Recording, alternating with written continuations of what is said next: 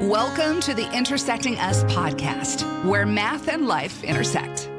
Welcome to the first episode of the Intersecting Us podcast. Hi, I'm Brian Reiner, and with me is the one who will always be with me on these podcasts, Dave Kester. How are you doing today, Dave? Hey, Brian. I'm doing pretty well. And I guess one reason I'm doing well is that I'm encouraged that we get to begin this podcast journey together as part of Intersecting Us. And in case you do not know, Intersecting Us is a place where life and math intersect. We do this on our website, through produced videos, and now through our podcasts. So, Brian, it seems like we've got a lot going on at Intersecting Us. So, can you share how these podcasts fill a missing piece at Intersecting Us? As we do these podcasts, we're going to get into some ideas, and that's what will be mostly coming off of the video series that we do, which we'll talk about in future podcasts. We want to engage with people, and the website shows you how to do that with questions and even statements about life and math and how they go together. So maybe you could talk a little bit about, I guess you're calling them math stories. People can go to the website and read those, but that seems to be the kind of transition that you use to get to where we are at Intersecting Us. Right. I think the thing that I would like to try to clarify as best as I can is really, what do I think about math and why should you even show up at Intersecting Us? Because if that is not clear, you're going to probably be pretty disappointed because you'll be looking for something that's not there. And math is a wonderful tool to help solve a lot of problems. There's engineers that use math, there's actuaries that use math, and it's a utilitarian kind of aspect to it. That is not what I'm going to be talking about, or what we're going to be talking about math. And fortunately, there's nearly unlimited resources of space on the web to learn about how to make math more practical in your life.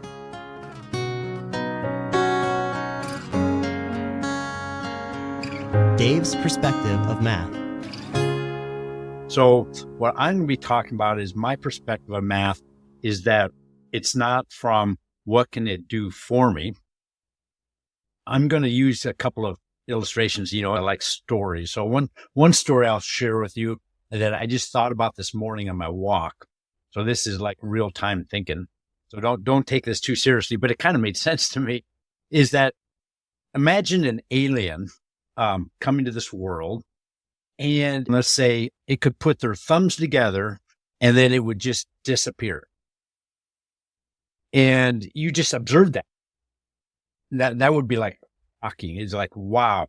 And so you try to do it, you put your thumbs together and you don't disappear.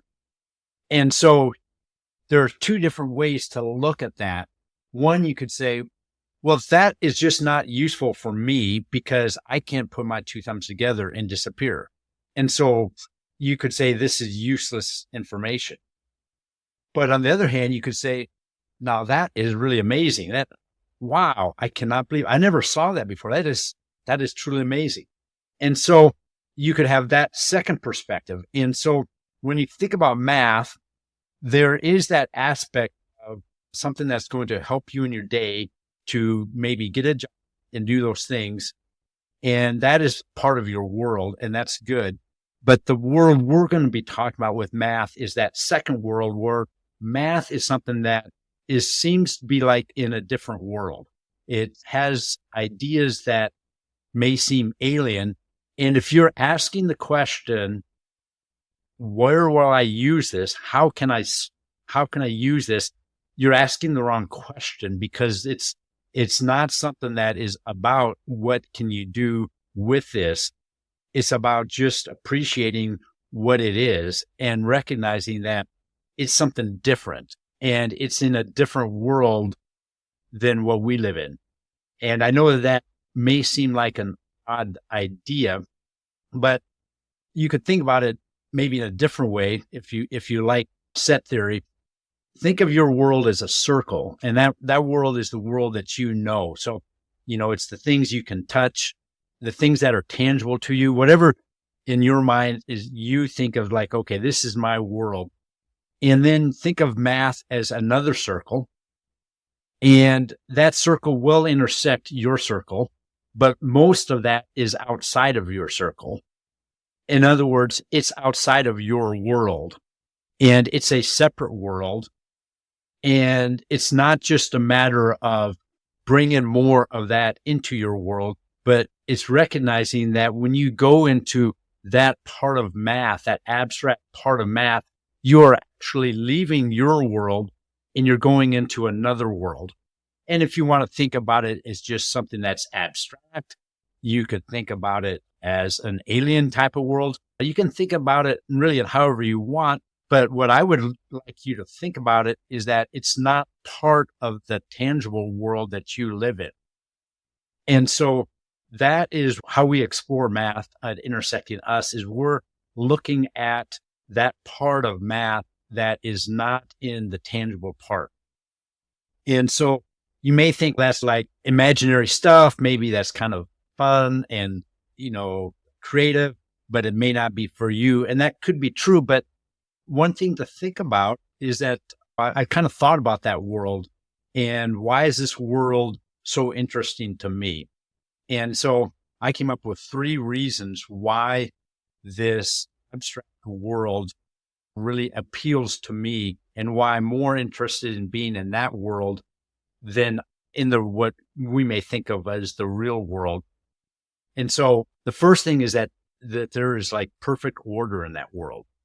There's rules, and it's something that all of the people that go into that world agree upon, which is really amazing. How many things do you find that everyone agrees upon? I mean, it just doesn't happen. Right. Yeah. And that's one of the things you think about when you can be connected and intersect different people because of location. Most of the time, if we have the freedom, we'll intersect with people who we do have some commonality with. And sometimes just finding anybody is a good thing. But that is one of the keys of intersection. There's got to be some point of commonality. Right. And so in math, you think about no one's arguing 2 + 2 = 4. No one argues with the Pythagorean theorem. No one argues that √2 is an irrational number. No one argues that pi has an infinite number of decimal places. All of this math is something that we all agree upon as math people, which is really amazing. So it crosses time, it crosses cultures, it crosses languages, it's timeless, and there's common ground to it all. And so math is this special world where amazing things happen. And so that's kind of like one thing is there's this order, there's this timeless aspect to it that doesn't change. And to me, that's just appealing, is that it's not going to change tomorrow. And the second thing I like about math is that it's a way of celebrating humanity. And I think that part of what makes math not attractive to people is that we have done a good job of taking humans out of math. And math is not just a subject that we study. It's a story of going way back in the beginning of time when people try to figure this out. And you can start wherever you want, but a lot of us started with geometry and Euclid. And those people came up with truly amazing ideas. And the ideas that Euclid came up with, again, the timeless part of it, are still true today. But then he came up with things and, people built on that, and Newton built on what Euclid did, and then Euler built on what Newton did, and it goes on and on. And this world that is abstract, that is not of this world, is a collection of what I would say some of the greatest minds throughout history have worked on. And they have built upon each other. So there's this like cathedral of ideas that fit together like a puzzle that continues to expand and grow. And it provides a lot of surprises, and people miss that in math because we don't necessarily identify surprises, because we all know 2 + 2 = 4. There's not a surprise in that. But as you get into interesting math, there's an incredible amount of surprises that occur. Things that our intuition, our humanness would think is not possible. And yet math people find out, no, that is true. And so those things are just like fun stories to uncover. But at the root of it all, there's a human element that is to be celebrated. And it's something that, for whatever reason, we humans have an ability to comprehend that. And I know Brian had shared with me a podcast about just that whole idea that we humans can even have the capacity to think about these things is truly an amazing thing. And again, we take that for granted because it's just something that is very part of our natural world. Is we just think about these things and we assume that that's not a big deal. And that maybe isn't such a big deal if you're talking about concrete things. But once you get into abstract things, I think it's really incredible that we can go into this second world and talk about and understand things, agree about things. And so I think that's just super cool. And that really leads to the third thing, which is just math is just beautiful. And the more you see it, I think the more you see the beauty. It's difficult to try to convince people of beauty, and that's not anything I'm going to try to do, but I am going to share beauty that I see in math and appreciate it. And I hope that it'll be something that you'll find beautiful, but I realize beauty is not eye of the beholder. So it's not anything that is a right or wrong thing. You may see beauty in some things that I don't see, but math has unusual characteristic of, even though it's abstract, there's some really beautiful things that flow through math. So I think a lot of what you're talking about is discovering stuff. If you have math, like you said, we agree about, it has certain rules, you're always going to get the same result once you discover how it works. And I think some of the stories that you have on the website at intersectingus.com have some of those people, mathematicians, discovering some of this stuff. It's always interesting to see. There's things that we take for granted in math and actuarial science that we didn't in centuries past because we didn't know it. We hadn't discovered that this worked. And then that is that beauty there when you start how something so complex and something we didn't even know, kind of back to your analogy of the person who disappears or the alien, we didn't even know that that was impossible. But once you see it, then you're like, you see the wonder of it and you start discovering things. And that's one of the things that bridges mathematics with philosophy and even science, is the idea that you have to discover these things, even though once you're in the world, as you say, or in the system, then it all does work and the results are always the same. And that's what's really, really cool about math, because you can count on it once you understand it. But it takes time to understand it. You've got to use deduction sometimes, induction. So it's kind of a quest almost. Mm-hmm. And looking at some of those things that have happened, and I suppose most of the main math things have been found, they were there a long time ago, but it's quantified more in the last 4 or 5 centuries with people who had just started thinking about things in a different way, looking at things in a different perspective, which brings that human idea. And we were talking about artificial intelligence. It's the term. We know what intelligence looks like. I think it shows ability to reason, maybe even make choices, make right choices, correct choices, maybe better put. And that's where we're blurring the line now. And in our culture is, what's the difference between artificial and real? And we talk about reality. What is that? Well, math is real. And when you get in some of these mathematical things like in-dimensional space, that's real. It works on paper in that world.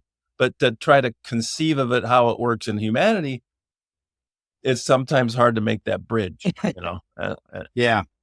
And I like the way you put about the discovery part. And that reminds me of another reason why I appreciate having you on board Intersecting Us, is that you really are in discovery mode. And another reason why I want people not to show up for Intersecting Us, I'm giving you reasons not to show up.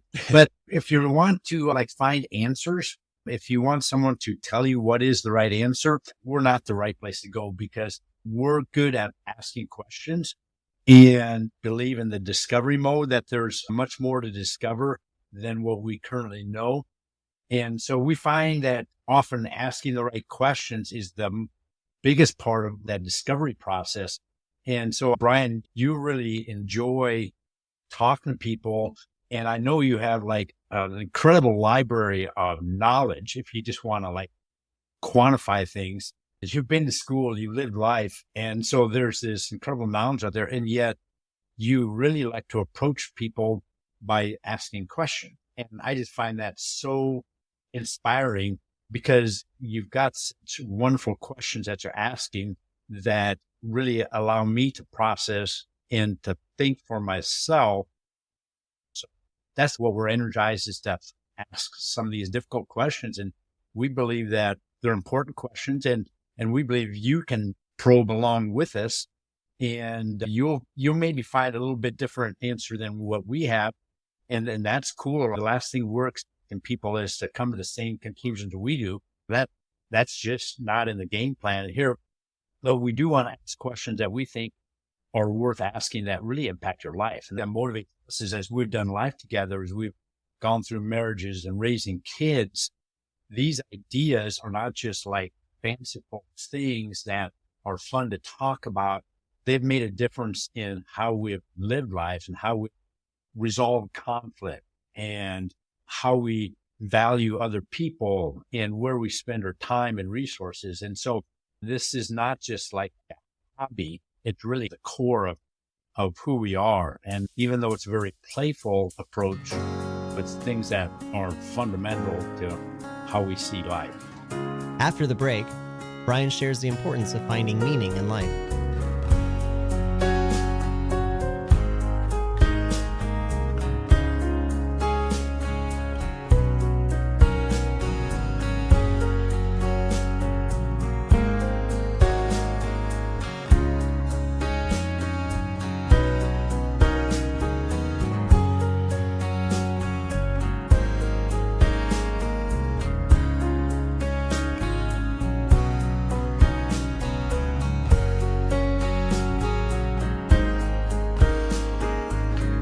Want to get so deep so quick. And that's why math helps your mind to probe things in a way that other things don't. But if you look at science, it's just really a way of applying math in a lot of ways. But I think one of the things Intersecting Us is trying to help everybody do, including ourselves, is just finding meaning in what we do. And so that may be an answer. It may just be a way of looking at something, but the meaning, like I said before, it's always good, I think, to step back and say, when we make decisions about, if you want to become an actuary, you want to stay an actuary, you want to go to this company, go to that company, a lot of that has to do with meaning. And then what is the most meaningful thing? I think we both agree, and this isn't anything that's innovative. It's been there for millennia, is that intersections with other people is the most meaningful thing. Certainly we all can have our time that we like to be by ourselves, but you think about other people when you do that and or read books about other people or listen to music that's been written by other people. You're always intersecting. And I think that's everybody's comfortable at different levels, but the question method is just the old Socratic method is really all it is. The unexamined mind is not worth living. Unexamined life is not worth living. The idea, examine what matters. And I think where we've seen just in this few months that we've started to think about video material, which is going to start coming out fairly quickly here on Intersecting Us. And a lot of our podcasts will be talking about that. But we've found that math and life intersect so well because of some of the same ways to think about math cross over into life fairly quickly, even though they're different categories. And when we see that, where we really get down is the meaning, because you go back to the actuarial stuff, because we both have, and I suppose a lot of people listening maybe have some exposure to that if they're not actuaries. The idea of the combination of very analytical, objective data you're trying to understand and regurgitate in some ways, and the whole emotion and meaning and all that goes with it. Why am I taking these exams? Because you get that same alien that came and said, why are you so upset? I had to study for 8 hours before this exam I've got coming up. And they're like, what are you doing that for? Why don't you go do something fun? I know for you, Dave, maybe that was fun, but I never had a lot of fun doing it. But why are you doing it? Because it obviously has meaning. And hopefully it has some enjoyment to it too. Most people who hate math don't become actuaries. You might not even be capable, for one, but it's just not something that's in your wheelhouse. So we're coming from a math standpoint, but you don't have to be a math person to talk about the things that we're talking about. We're going to talk about life and what really matters. And we're going to talk about it objectively and subjectively, meaning objectively, meaning there are things out there that we know. Subjectively, how does that make me think about that? What do I think about when someone that I care about dies in my company or in my family or in my neighborhood? That's hard to quantify now, isn't it? And we're going to try to hit some of those questions. And that's reality. And there's obviously throughout the history of humanity, there's been different views of that. People think they have it right or have it wrong, but I think the worst thing to do is not think about it. If you're driving a car and you know that eventually it's going to drive off a cliff, you might want to think about it. Maybe you want to go slower. Maybe you want to find a different path. Those are real questions. I can approximate when you'll die. That's neat. What difference does it make? That's what we're trying to talk about, isn't it? Right. Yeah. But what is the whole purpose behind it all to begin with? Yeah. And I think that the other thing that was interesting you were talking about was world. If you've done any philosophy, sometimes it's hard for people to get their mind around this. I think math people probably do a little bit better with this because we'll say in possible worlds. We're not talking about Venus and Alpha Centauri and all that stuff. We're talking about contingencies, which is a heck of a actuarial word. The idea there are choices that agents that have the ability to choose. And if you choose a different way, that's a different world. For instance, like we're talking here on our podcast and I've got a coffee cup over here. Now, in one world, I leave the coffee cup where it's at and then the world goes on. That's one variable. What do I do with my coffee cup? We'll just call it A. Now in this world, I picked it up. Now, does that make any difference? You've probably heard of the butterfly effect. If a butterfly flaps its wings and across the ocean, then somehow it affects this. And then you got all these things that happen. But if you're listening to this, stop and think about that. And there's so many contingencies that can change the world and the way the world goes out. And a lot of them we don't have any control over. There's things going on today. There's something going on in Ecuador with their political system and all that. And I'm like, well, that doesn't affect me. Well, you never know, especially how that works. And so you have these different philosophical worlds and you try to look into, well, if we do this, how does that change the world? Well, that's kind of what you do in actuarial science when you do like asset liability modeling. I mean, that's kind of what that is. You change the interest rate curve variables and see what happens. That you're doing philosophy there. You didn't even know it. But in math, once you get into the world, like you said, Euclidean geometry, or when you get into imaginary numbers, and once you get in there and start using it, now you've discovered some new world. And math, the cool part about that, it's if you use the rules of that world, you can do all kinds of amazing things and make calculations that might have a little bit of applicability to the real world. If nothing else, it makes you think differently, that there's possibilities. And I think one of the things we've discovered with the years that we've lived, and we've talked about this around campfires and stuff, is that, and this is a thing that it's not that deep. Sometimes you wonder, I think it is deep on one hand, is the idea that you never exhaust human relationships. You can't. It's impossible. And math helps us with like the repeating infinite decimal pi or a number line going to the biggest number. And we've all done that, give me the biggest number and then plus one, Well, that's the same thing here. It's like, well, I've exhausted all the possible experiences I can have with this person. Well, no, that doesn't even make any sense. You can always have one more. And then each one can be probed differently. And so that crossover is so interesting to me. And that's where the meaning lies. And some of those stories you have in the Lazarus math portion of the website, the idea of like one of those mathematicians, it's almost like they're feeling joy when they discover something. That's emotion. It's like, I don't think ChatGPT or Bard or whatever feels joy after they get done. There's a difference between artificial and real. And you can't quantify it. And I do think we're going to find that out, that as close as AI gets to real I think there's always going to be a disconnect, because you can exhaust, you can get into the code You're never going to get to the end of the code. We can't do that with our minds. Why we all matter, even in a big world. So I like that idea. You said celebration of humanity. That's what we're seeing here. But whoever's listening, it's the idea of we all deep down know that's what matters. Mm-hmm. Nobody wants to go through life thinking they have nothing matters. Mm-hmm. You know, Right. that's just going through the motion. And that's what robots do, because nothing does matter. They're just doing what they're programmed to do. Mm-hmm. Right. If I were to summarize why Intersecting Us is something that gets me excited, is that our lives do matter. And I know for a fact how easy it is to get lost in the largeness of life. As you study things, you start contemplating things and you see how big everything is. And in contrast, we can feel very small. And that is kind of a dangerous path to go on, because I believe that we are fearfully and wonderfully made. All of us are. And we are here for a reason, and we're here for a purpose. And we have tremendous value just by being here, just by breathing.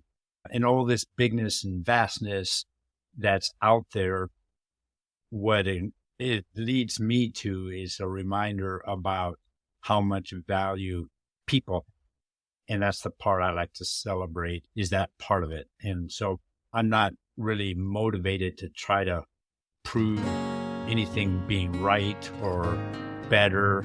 What I want to do is kind of celebrate that aspect that we have an opportunity to enjoy beautiful things. And I see beauty in math, and we have limited time to talk about that. So, that's what I like to do. This has been the Intersecting Us podcast. To further engage with Intersecting Us, go to intersectingus.com.